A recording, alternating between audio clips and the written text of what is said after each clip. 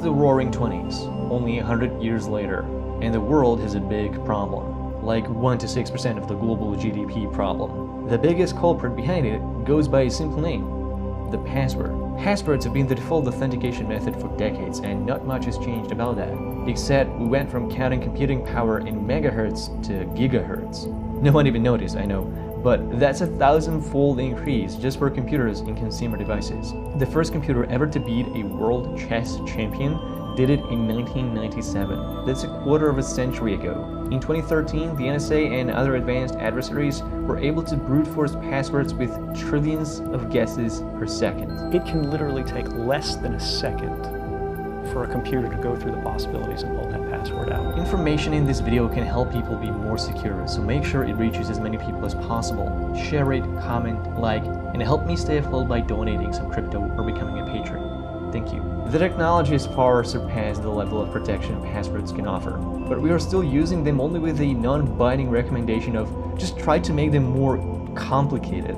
Think about it, half of your password security depends on making sure you do everything right. Create and manage complicated but unique passwords for each of your accounts that should periodically change every few months. Store your password somewhere safe with properly encrypted backups you should rotate every time you make a change in any of the dozens of your accounts. And you need to make sure that all of the devices and software you're using to store your passwords is up to date and your system isn't compromised, and that you will never fall a victim of a phishing attack. And that last one, oh boy, let me show you how difficult that can be. Phishing is far more sophisticated than just the Nigerian prince scams you get in your emails. Here you have an example of a phishing website. This one has the green lock icon. It's the CH domain. The website is completely identical to the ProtonMail website, so unclear, right? Well, if you know where to look and you look carefully, you'll catch the fish. This isn't the ProtonMail website. This is just a perfect clone hosted on a completely different server, and the only giveaway is that you know there is no E in the name ProtonMail. To a trained eye, this is an easy exercise, but what if you don't know the exact domain name of a certain service? One website is a legitimate payment processor, the other one is a clone that belongs to someone trying to trick you into giving them your card details. Both of these are real-life examples of phishing attacks caught in the wild. Phishing is cheap, but very sophisticated and effective. Phishing sites are booming. In 2020, their number reached 2.11 million, constituting a 25% annual increase. A decade ago, Google detected 317 phishing sites a day. Last year, it was 5,789. This number is bound to rise even higher, as remote office work has become a norm for millions of workers. Even if you know how to spot a phisher, all it takes is for your brain to freeze for a second on an autopilot and not notice the difference between an RN and an M and you're pawned. But remember how I mentioned that you are only half of your password security? The other half is completely outside of your control. All you can do is trust. Trust that companies that handle your login information won't get hacked and their password databases won't get exposed. Passwords are centralized, meaning the only way they can work is if the companies have access to them. And because of this, company databases are major targets of cyber attacks, exposing billions of records every year. 80% of hacking-related data breaches involve compromising passwords. Organized campaigns aren't the only way your passwords can get stolen. Internal errors often lead to even more dramatic exposures. Facebook used to store passwords of 500 million users in plain text, accessible to Facebook employees or anyone with access to the database. The fact that Facebook didn't follow the most basic standards of securing passwords before storing them isn't even the biggest story. The more fundamental problem is the centralization of password records in the first place. The most a company with a centralized password database can offer you is to hash them. Hashing is a one-way function of encrypting data, which is a problem because the same input will always produce the same hash output. Hence, the reason brute forcing and dictionary attacks work. But hashing doesn't address the issue of password centralization at all. Any password recovery mechanism is susceptible to social engineering, a hacking practice where adversaries try to trick you or employees of a company to give them access into your account. Recovery questions like what's your mother's maiden name are a complete joke that pretends open source intelligence is not a thing. 65% of people still reuse passwords for multiple or all of their accounts, and it seems like no amount of security education is going to change that.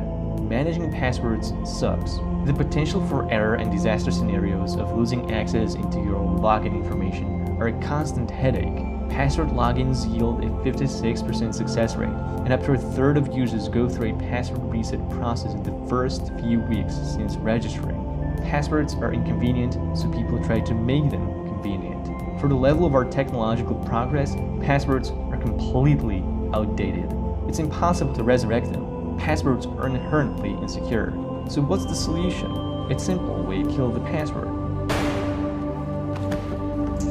Seriously, the future is passwordless. The best way to avoid getting hacked is to have nothing to hack.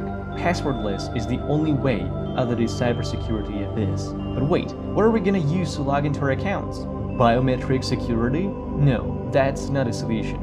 The real solution is decentralization of authenticators, in this case, replacing passwords with public key cryptography. In simple terms, the mechanism of public key authentication works in opposite to passwords. When you register with a password for an online service, the server asks you to send in your authentication. With public key cryptography, it works in reverse. The online service verifies that you hold the authentication on your device, and it is you who is requesting that the website is legitimate.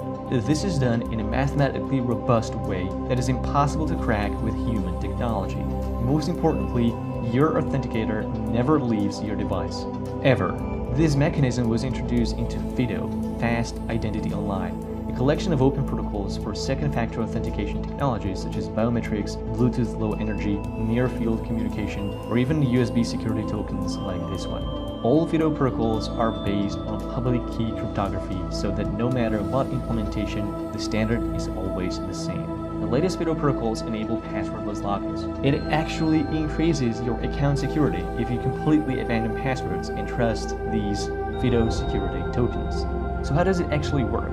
Suppose you have a FIDO authenticator like a USB security token and you want to register it with a website. When you're presented by, let's say, plugging it in, the FIDO device will mint a unique key pair for this particular website and this particular account. The key pair contains a public key and a private key. The public key is sent to the website with a handle, while private key stays locked inside your FIDO security token. The key handle contains unique information about the website you're registering with and is used to identify with the correct key on your FIDO token when logging in. This origin information about the website is crucial for future authentication, because next time you try to log in, the website will send you a challenge. This account is associated with a public key and a key handle. Provide a signature to validate your identity. That's when you present your authenticator with an interestingly user-friendly experience. Just gently finger it and let the magic happen. The FIDO token first verifies whether the provided key handle actually matches the key identity on the token. The match is to correspond with the origin website with a particular account on the origin FIDO token. If any of these points doesn't match, the FIDO token refuses to accept the challenge. If you're on a phishing website, signature won't happen. If you're on a different account, signature won't happen. If you present a different FIDO security token, signature won't happen. But if everything matches perfectly, the FIDO security key signs the challenge with a private key from the origin key pair and sends the signature back to the website, which verifies it with the stored public key and logs the user in. And that's it. Now you have an unnecessary understanding of public key cryptography on USB security tokens. You don't need to know any of this information to use FIDO protocols. The whole registration process involves just 2 steps. Request second-factor authentication and present your key. Login is the same. Just present your key and that's it. Implementation of FIDO protocols isn't limited to just USB security tokens.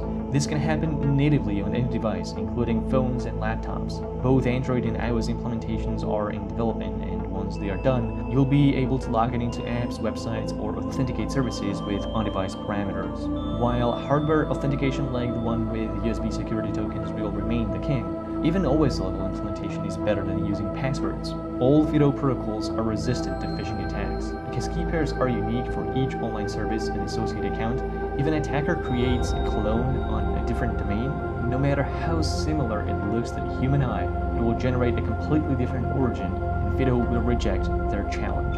The only way to remotely phish FIDO-protected accounts is to perform a sophisticated man-in-the-middle attack when a user is registering their FIDO token and covertly trick a user into downgrading their second factor to OTP, or one-time passwords generated with OTP apps or an SMS. If during registration you're prompted to add OTP, double-check your connection is secure and the website is legitimate. If attackers have physical access to your FIDO device, USB tokens, or other FIDO implementations, they can compromise its defenses. So if you lose your FIDO device, be sure to remove it from your accounts.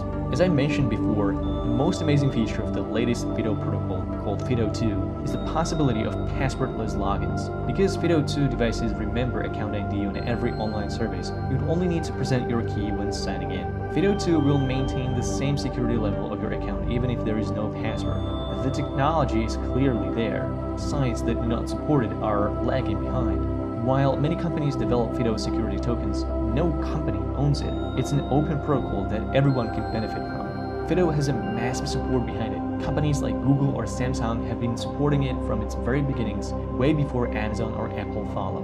Firefox and Chromium browsers have the widest support, with Windows, Android, and Linux taking the lead. There is a website called 2FA Directory that lists plenty of online services to check whether or not they support two-factor authentication.